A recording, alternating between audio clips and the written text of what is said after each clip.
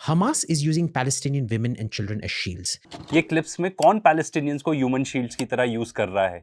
ये इजरायलीज ही हैं जो इस चीज के लिए मशहूर हैं। असलियत तो ये है कि इजरायलीज पैलेस्टीनियंस को जान से मारना चाहते हैं, उनको एथनिकली क्लेंजी करना चाहते हैं। ये तो ऑब्वियस है, तभी तो इतने ज्यादा बम बरसा दिए हैं वहां पे, तभी तो बच्चों को भी मारते हैं वो। अब आप मुझे एक बात बताओ, ह्यूमन शील्ड्स की तरह तो उसको यूज किया जाएगा ना जिसकी जान की कोई वैल्यू है। इजरायलीज पैलेस्टीनियंस की जान की तो कोई कदर रखते ही नहीं है, तभी तो इतने बम बरसाते हैं उनके ऊपर। तो हमास कैसे यूज करेगा एक पैलेस्टीनियन को एज ए ह्यूमन शील्ड?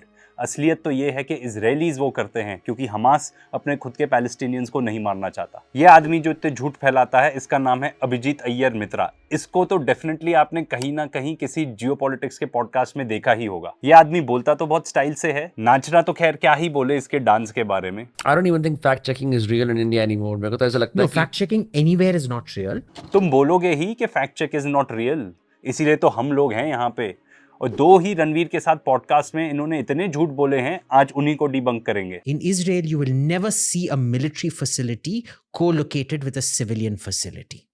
और क्या बात कर रहे हैं, ये मोसाड के खुद के हेडक्वार्टर्स एक क्राउडेड रेजिडेंशियल एरिया में ही हैं।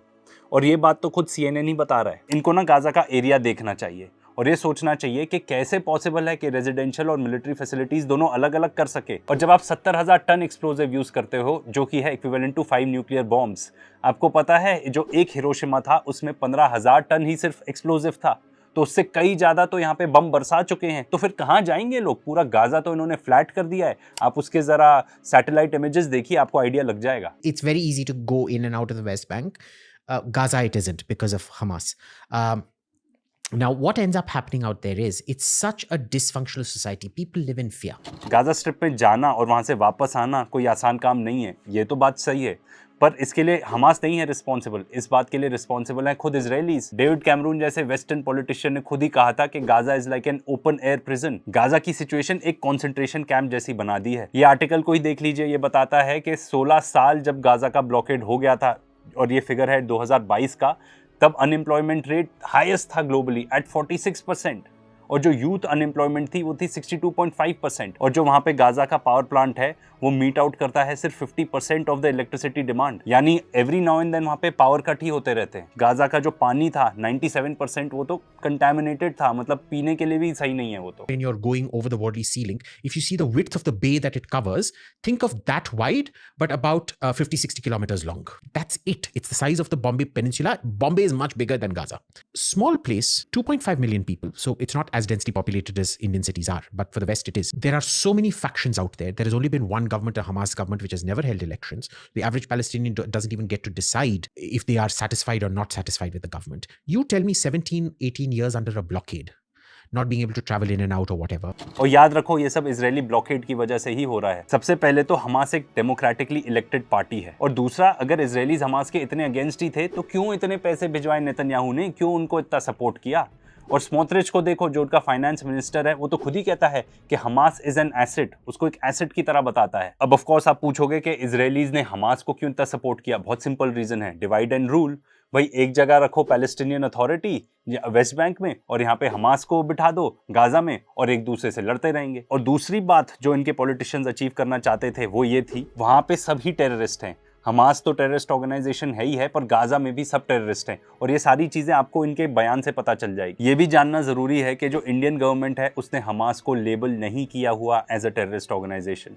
You or me, watching what Israel is doing, nobody likes, unless you're very sick in the mind, you don't like watching buildings being blown, hospitals being blown, empty hospitals mostly, by the way, because Israel gives a 10-minute warning. They do a tap, which is your signal, get out, you have 10 minutes to get out, and then they bomb the place. सबसे पहले तो ये जो दे हैं, मतलब Israelis, they are actually sick in the mind. हमने पहले एक वीडियो बनाया था जिसको आप जरूर चेकआउट कीजिएगा, जो बताता है कि इजरायली सोसाइटी की असलियत क्या है।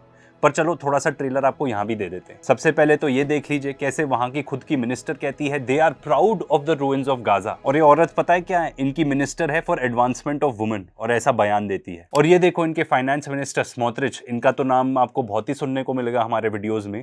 ये बताते हैं कि भाई it may be justified to starve 2 million Gazans, मतलब 20 लाख लोगों को ये भूख से मारना चाहते हैं। ऐसे तो इनके मंत्री लोग हैं, तो कैसे ये लोग सिक इन द हेड नहीं है। और ये देखो, ये जो IDF है, इनके लिए एंटरटेनमेंट ही है ये सब, बिल्डिंग्स को उड़ा देना। भाई किसी का घर होगा, वहां पे कोई रहता होगा, अगर आपका कोई घर ऐसे उड़ा दे और दूसरा उसको लेके एकदम ही ऐसे टिकटॉक वीडियोस बनाए, आपको कैसा लगेगा? सबसे पहले तो कोई वार्निंग या सिग्नल नहीं मिलती है, ठीक है ना। और अगर मान लो वो बता भी देते हैं तो ये कैसी वार्निंग है भाई कि भाई 30 सेकंड है तुम्हारे पास, पूरे अपने घर परिवार, अपने बच्चों और जो सामान लेना है वो लेके निकल जाओ, 30 सेकंड में हम आपका घर ही फोड़ने वाले हैं। और अगर आप देखना चाहते हो ना कि ये वार्निंग्स कैसे आती हैं और हालात कैसे होती है, तो ये क्लिप देख लीजिए। A call comes from a private number on my husband's mobile phone. The officer identifies himself as the IDF officer, and he was like, "We know who you are. Take your family and leave your home, otherwise your lives are in danger."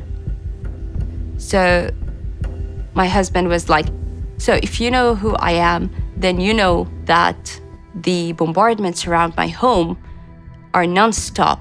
How do you expect me to take my kids and leave my home in such a time and risk their lives?" And he was like, "This is your problem. You need to figure it out."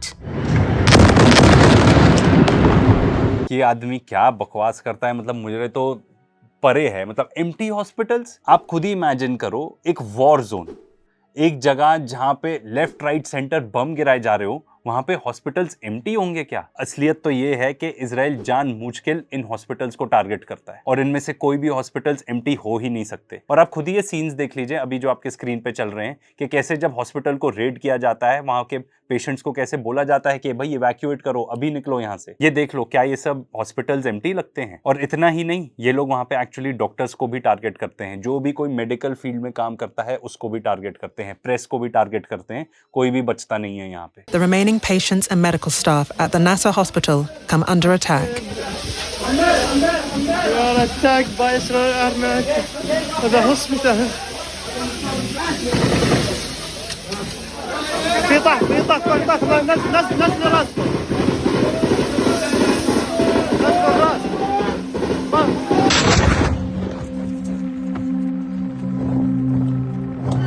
The following day, the last journalists and doctors to leave are hit by a drone. A female doctor is badly injured. يا الله. اسمع أعطيك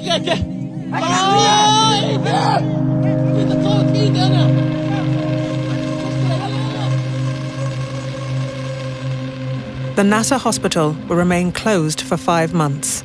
Each of Gaza's 36 hospitals has been attacked, with 19 closed down altogether. Medical equipment has been deliberately destroyed. और वहां पे health care system की क्या हालत है आपको पता भी है। 10 बच्चे रोज अपना एक लिम्ब यानी अपना एक अंग खो देते हैं। और ये इनकी एम्पुटेशन पता है कैसे होती है? एक टॉर्च लाइट यूज करके होती है, वो भी बिना एनेस्थीसिया के। दवाइयां भी नहीं है वहां पर। और वो सिर्फ हॉस्पिटल को बम्बार्ड ही नहीं करते, अगर कभी उसको रेड भी करते हैं हॉस्पिटल को ना, तो उसका जितना भी मेडिकल इक्विपमेंट है उस सबको भी खत्म कर देते हैं ताकि वो यूज ही ना हो पाए।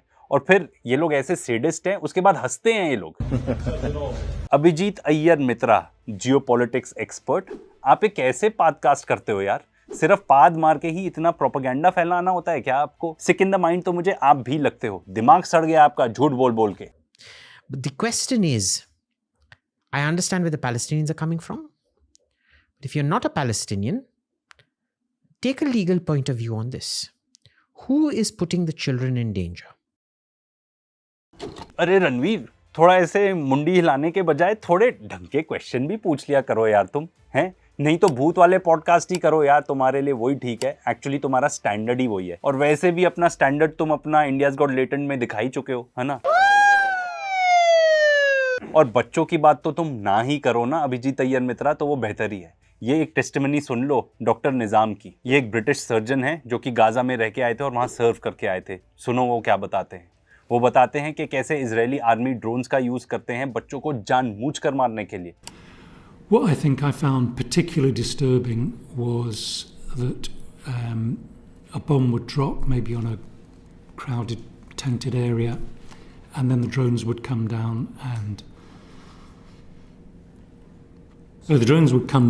and pick off civilians, children, and we had description after description. This is not, an occasional thing. This was day after day after day, operating on children who would say, I was lying on the ground after a bomb had dropped, and this quadcopter came down and hovered over me and shot me. और अगर आप जानना चाहते हो कि Israelis कैसे बच्चों को मारते हैं, जानबूझकर उनको टारगेट करते हैं, तो ये वाला वीडियो हमारा जरूर चेकआउट कीजिए, लिंक डिस्क्रिप्शन में भी मिल जाएगी। मीको पेलेट जो कि खुद ही इजरायली हैं और उनके फादर इजरायली आर्मी में जनरल भी रह चुके हैं, सुनिए वो क्या कहते हैं।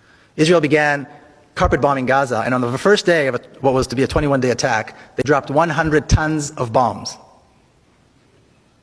Okay, a 1-ton bomb will decimate an entire city block. Gaza is one of the most densely populated places in the world. 800,000 children live in Gaza. 11:25 is exactly the time when the morning school shift and the afternoon school shift change. So all the kids are in the streets. All the children are on the streets. That was the moment decided by the decision makers in Israel to begin the attack. सुना आपने कैसे school timings को देखकर इन्होंने attack करने का plan बनाया ताकि मैक्सिमम डैमेज हो सके, ज़्यादा से ज़्यादा बच्चे मारे जा सके। जब इजराइल ने सीज फायर तोड़ा था तब एक ही दिन में 180 बच्चे मारे गए थे, और ऐसे कितने सारे इंस्टेंसेस हैं जहाँ छोटे बच्चे मतलब एज ओल्ड एज 18 मंथ्स उन लोग को टारगेट किया गया है। ये सब आप ना उस वीडियो में देख लेना, फिर से रिकॉर्ड करना इसको बहुत ही ज़्यादा मुश्किल है। और ये एक और पॉडकास्ट किया था इन्होंने जिसका नाम रखा था इन्होंने इजराइल हिस्ट्री। इसमें और भी ज़्यादा इन्होंने बकवास पे लिया है, क्या बात करें। सबसे पहले तो ये कुछ रेलेवेंट इन्फॉर्मेशन तो देते नहीं है इसमें। मुझे तो लगता है इन लोग को ना एक क्लासिक प्लेबुक दी जाती है, जो कि प्लेबुक है ज़ायनिस्ट प्लेबुक, कि कैसे आपको किसी को कन्विंस करना है कि हाँ इजराइल इज़ राइट एंड ये पैलेस्टीनियंस आर रॉन्ग। तो ये सीधे पहुंच जाते हैं 2000-3000 साल पहले। अरे यार, इतनी पुरानी बातें करने लगोगे तो दुनिया आपस में लड़ती ही रहेगी। थोड़ा कुछ रीसेंट हिस्ट्री से चालू करते। और पूरे पॉडकास्ट में 1948 में जो उन्होंने नकबा किया था और जैसे इजराइल बना था उसका कहीं मेंशन ही नहीं है कि कैसे इन्होंने इतने सारे पैलेस्टीनियन सिटीज़ और विलेजेस को क्लियर आउट किया था, कोल्ड ब्लडेड मर्डर्स किए थे। और इसके प्रूफ में ये देख लीजिए, एक इजरायली, ओल्ड इजरायली खुद ही बताते हैं हमें। ये टैंटूरा मूवी का एक पर्टिकुलर क्लिप है, ज़रूर इसको चेकआउट कीजिए, ये इस चीज़ का प्रूफ है। 3-4 חודשים הראשונים הייתי רוצח. מה זה אומר? אני לא לקחתי שבויים. בזמן קרב, אם מישהו ירים ידיים, משהו כזה, לא לקחתי שבויים. זה זעזע אותי עד כדי כך, לא יכלתי לעבור לסדר היום. אם היה עומדת כיתה של זה עם ידיים למעלה, אז באותו יום הייתי רואה אותי, הייתי קוצר את כולם, עד כדי כך. כמה אתה חושב אנשים הרגת ככה? לא ספרתי. אני לא יכול לדעת בחיי. היה לי מקלע עם 250 כדורים. תראה, יריתי, נלחמתי כולם. אני לא יכול לספור. Honestly, for all the right-wing, ultra-right-wing, nasty Jews who absolutely don't want a Palestinian state or whatever, if the Palestinians adopted civil disobedience and non-violence, that would be their nightmare come true. The problem is Hamas and people like Hamas are the best friends of Jewish extremists. There is a reason for Jewish extremists to believe in whatever they believe. अरे यार, ये क्या podcast है यार, ये मतलब कुछ भी लंबी लंबी छोड़े जा रहे हो, यहाँ तक बदबू आ गई यार, कुछ तो थोड़ा सोच के बोल लिया करो। अरे यार रणवीर, क्लियरली मतलब here तो you are proving Tanmay Bhatt right. Damn detached from the outcomes, like just continuing in content for so long. Ranveer, no one is more views obsessed than you. Why do you talk about like you don't care about the outcome? You only care about the outcome. See, I'm result oriented, but is my soul also result oriented? That's the question. Yes, clearly. Just accept it. You are a capitalistic motherfucker who wants views. Accept it. This spiritualism, all this is bullshit. और ये जो कहना चाह रहे हैं ना अभिजीत अय्यर मित्रा कि भाई Hamas is the best friend of those extremist, right wing extremist, आपको बता दें ये जो राइट विंग एक्सट्रीमिस्ट की ये बात कर रहे हैं वहाँ की सरकार ही है, इलेक्टेड लीडर्स हैं वहाँ के। फॉर एग्जांपल जो दो पर्टिकुलर राइट विंग वहाँ पे एक्सट्रीमिस्ट हैं, एक है स्मोट्रिच जिसके बारे में हमने आपको बताया जो वहाँ का फाइनेंस मिनिस्टर है, और एक है बेन गवीर। इनके दम पे तो यही सरकार टिकी हुई है इसकी, नेतन्याहू की। और ये इतने एक्सट्रीमिस्ट हैं कि क्या बताएं इनके बारे में आपको, ठीक है ना। और साथ में आप ये सोचो जिस सरकार में एलिमेंट्स ही इतने एक्सट्रीमिस्ट हैं तो ये सब डेमोक्रेटिकली इलेक्टेड लीडर्स हैं ना, तो ऑफ कोर्स ये जाहिर सी बात है कि वहाँ के लोग भी ऐसे एक्सट्रीमिस्ट होंगे। और कुछ आपको एग्जांपल्स भी दिखाते हैं, यहाँ पे देख लीजिए कि इजरायली लोगों की सोच एक्चुअली में कैसी है। Hi. Palestine. Hi, nice to meet you. I don't even know you. Why are you being like that? You think it's funny that Israel's bombing innocent lives in Gaza? We your babies, yeah. You think it's funny? Yeah, it's very funny. Are you even human? I'm human, you see. I'm not robot. These babies. Is Palestine going through ethnic cleansing? No. Emphatically no. And I'll tell you why. And this goes back to what we discussed before. Number one, population exchange is an accepted legal principle of the 20th century. It happened between Greece and Turkey. It happened between India and Pakistan. It happened between North and South Cyprus.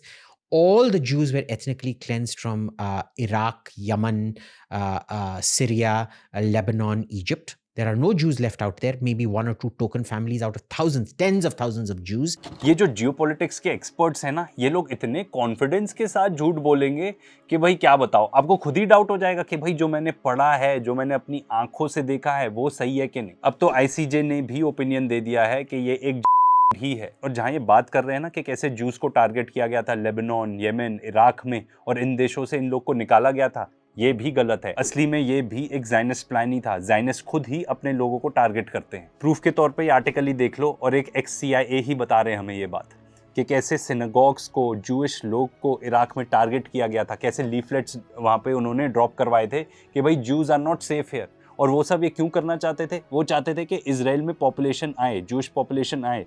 पर जितने भी juice थे, for example यहाँ पे Iraq की बात हो रही है, वो लोग खुश थे इराक में, तो उन्होंने कहा भाई हमें क्या करना पड़ेगा, इन लोग को टारगेट करो, सिनेगॉग्स पे भी बम बरसाओ, मतलब अपने ही लोगों को मारो ताकि वो अनसेफ फील करें, और उन्हें ये बताओ कि भाई आपके लिए जो भी अगर कोई सेफ जगह है तो वो सिर्फ इजराइल ही है। प्रूफ के तौर पे इन रैबाई की ही सुन लीजिए, ये एग्जैक्टली यही सेम चीज बता रहे हैं इस पर्टिकुलर पॉडकास्ट में। That's why in order to persuade them to leave Iraq, you had to kill them. Yeah, you have to go very far to do that. You have to use harsh methods to convince these Jews that it's not live to live. Yeah. And only after a few synagogues were blown up and restaurants and this, then they convinced the Jews. ये तो classic Zionist playbook ही है कि भाई अपने लोग को भी target करो। अक्टूबर 7 में भी कुछ ऐसा ही हुआ। सबसे पहले हैनिबल डायरेक्टिव, उसमें भी इन लोग ने अपने ही लोगों को मार दिया, ठीक है ना। इनको लगता है ये तो सैक्रिफाइस हो रहे हैं, कोई बात नहीं।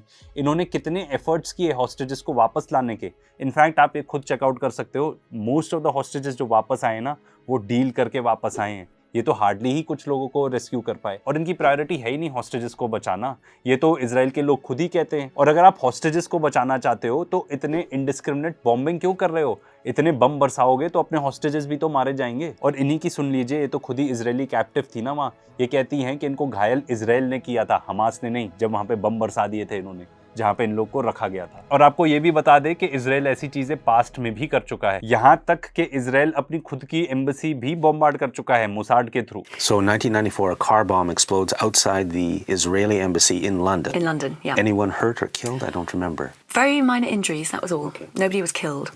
And it was a very sophisticated device. It appeared to eat itself, eat all the forensics. Now, this is very, very rare. Even the IRA, which is a very sophisticated terrorist organization, could not make bombs that effective. So it looked like a sort of fairly technical person who put that together. But what emerged from that, the senior MI5 officer who was in charge of the investigation into it and had seen all the evidence but also all the intelligence, which isn't necessarily admissible in court, wrote his formal assessment at the end of the case. And he said he reckoned that Mossad, the Israeli external intelligence agency, had bombed their own embassy. Somebody has come into your country, killed 1,400 people, many of them torture, raped, and the Israelis generally don't talk about all of this crap. अरे यार हद हो गई, एक छोटी सी statement में इतने सारे झूठ। ये कहते हैं कि they don't talk about it. अरे वो तो इसका पूरा प्रोपेगेंडा करते हैं। बिहेडेड बेबीज वाला क्लेम भूल गए क्या? ये क्लेम टोटली झूठ था, और ये तो कितनी बार डिबंक भी हो चुका है। और जहां तक ये सेक्सुअल वायलेंस की बात कर रहे हैं, तो ह्यूमन राइट्स वॉच ने क्या कहा वही सुन लो। Human Rights Watch was not able to gather verifiable information through interviews with survivors of or witnesses to rape during the assault on October 7th. and there is only one public account reportedly from such a survivor. मतलब ये कहना चाह रहे हैं कि जो Hamas ने attack किया था अक्टूबर 7 में, उनको सिर्फ शायद एक ही ऐसा क्लेम मिला है ऑफ सेक्सुअल वायलेंस। मतलब जो इजरायली मीडिया बताती है ना कि इतने बलात्कार हुए, ये हुए, वो हुआ, ऐसा कुछ भी इनको नहीं मिला।